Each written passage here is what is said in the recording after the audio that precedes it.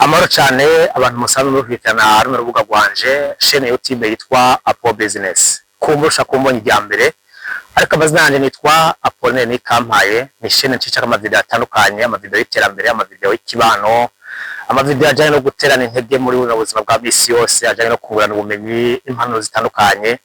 Ariko no munsi kandi nabazaniye video novuga ko tuje gusanga ibitandukanye cyane cyane kubivugwa kuno ntambara iri hagati ya Iran, Amerika na Israel. Iyo ntambara turabezera neza, mbega iyo ntambara ishobora gutuma isi igenda gutesha, gutuma ibihugu biza kubana gute, izotuma umubano w'isi w'ibihugu n'ibindi bigenda gute, izotuma ihukanaka n'ikindi gihugu bibana gute bivuye kuri iyo ntambara yadutse muri kano karere ka Moyen-Orient canke hariya mu karere ka Asia. Dufate birumvikana neza ko intambara dufate ko uri kurabiraba, uri kurumviza amakuru atandukanye, ibihugu bitandukanye cyo bavuga, abakuru b'ibihugu batandukanye, abaserukira amareta atandukanye, abashikiranganje ba mbere baravuga ko amakuru abagiye atandukanye kuri iyo ntambara ikiravugwa. Reka turambe muri iyo ntambara izosiga koko mu bana b'ibihugu bya bisanzwe bitugitse ubandanye ubaho ugena neza, cyangwa umubano uzotosekara hagati y'ibihugu n'ibindi, hagati y'ibihugu byari bikundana bizaba byankana.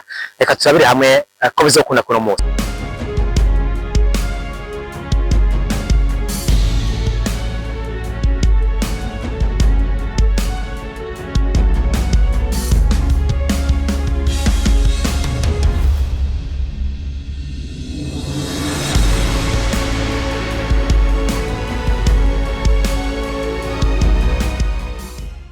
Birashoboka kubera ko umubano uzohungabana.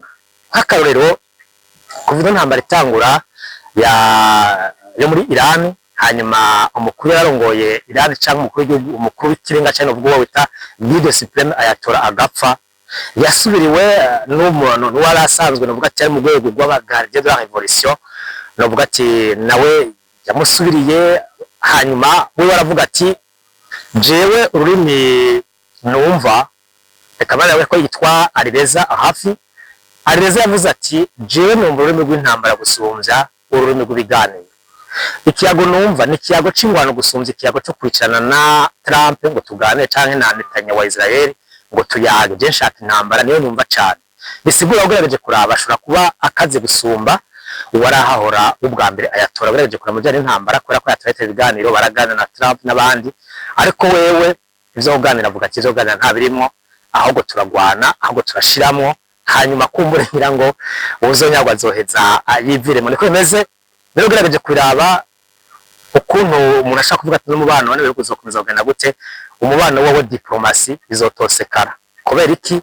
Kubera ugerageje kuraba nk'umushikiranganje wa mbere Pedro Sanchez wa Espagne avuga ati jewe sinifadikanya na Trump, sinifadikanya na Israel, sinifadikanya n'abagombye gutera Iran, jewe ntituri kumwe. Na cyane yuko Amerika yagerageje gukoresha ibirindiro by'abasirikare ba birindiro canke ibibanza vya Espagne, usanga mu bihugu bitandukanye bigenzi vya Espagne nko mu karere ka Moyen-Orient, kugira ngo Amerika ikoreshe ibibanza vya amakamilitaire cyangwa base militaire ya Espagne kugira ngo ishobore gutera byoroshe Iran. Ariko umushikiranganje wa Espagne Pedro Sanchez avuga ati ivyo ntibishoboka. Urumva neza ko nimba Espagne yahora ihuza na Etats-Unis byaramaze gutosekana kubera ko Trump yahise avuga ati ko Amerika Espagne yanse ko nkoresha amabaze militaire yabo kugira ngo ushobore gutera Iran. Jewe nanje masezerano twari dufite na Espagne yose ndayakufye, yose ndacenga umurongo, yose ndayafuse nta yakihari.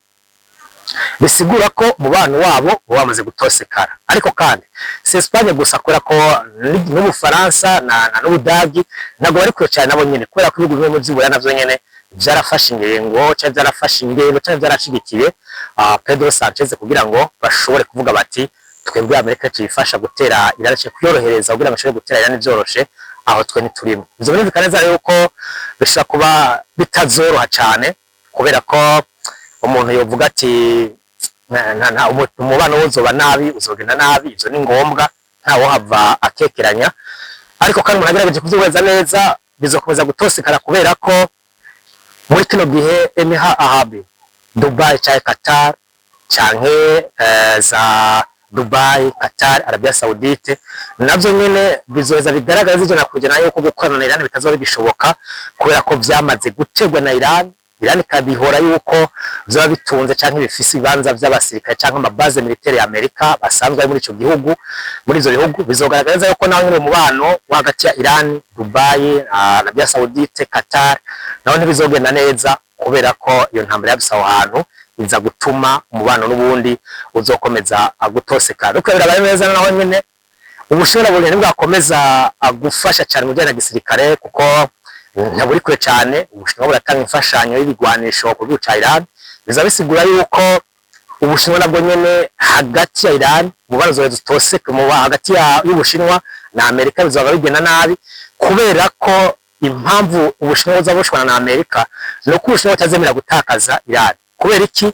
Kubera ko Iran nico gihugu ca mbere co gifurumisa canke novuga gitanga ibijanye na petrol canke kuma kuri petrole gitanga ku Bushinwa. Ariko rero ugerageje kuvyibaza kandi n'Umushinwa afise inzira nziza cyane, novuga ko Iran ariyo novuga nti point d'accès central canke byoroshe ko Ubushinwa bukora commerce, bushora ibiribwa bya no gufungura n'ibintu bitandukanye bishira mu bihugu birimwo akarere, biri mu karere kamwe na Iran.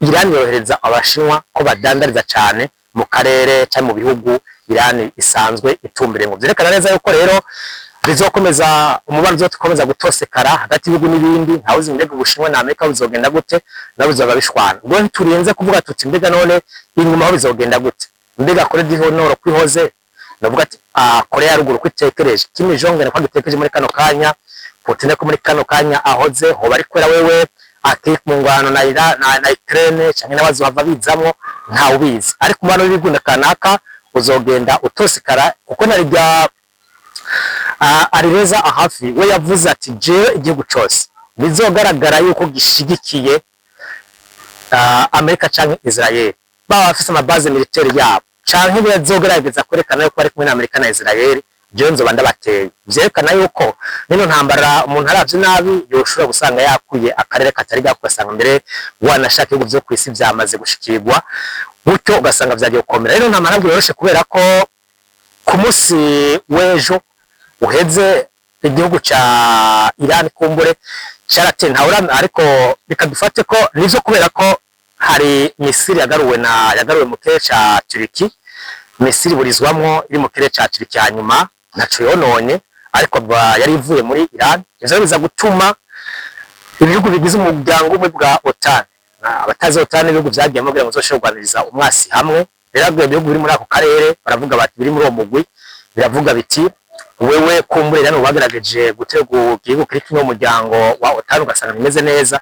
Vyerekana ko rero nimba igihugu cyose kizifatanya na Amerika cyangwa kikifatanya na Israel kizotegwa na Iran, bisigura ko intambara ishobora kuba ukajya mu bindi bihugu bitandukanye, ugasanga intambara yaguye akarere, ibihugu byinshi byacanyemo byagwanye, ntawe uzi ko bizogenda. Ariko iyo ntambara Iran na Israel na Amerika izokomeza kwerekana neza na neza mbega bizifashe gute ku isi, mbega bizokoma bikundanye canke bizocanamwo, bizogenda gute muri rusange. Reka ndabasezeye cyane, nibaza ko zoga tuyaga byinshi byerekeye uno mutekano mukura muri ako karere ka Moyen-Orient.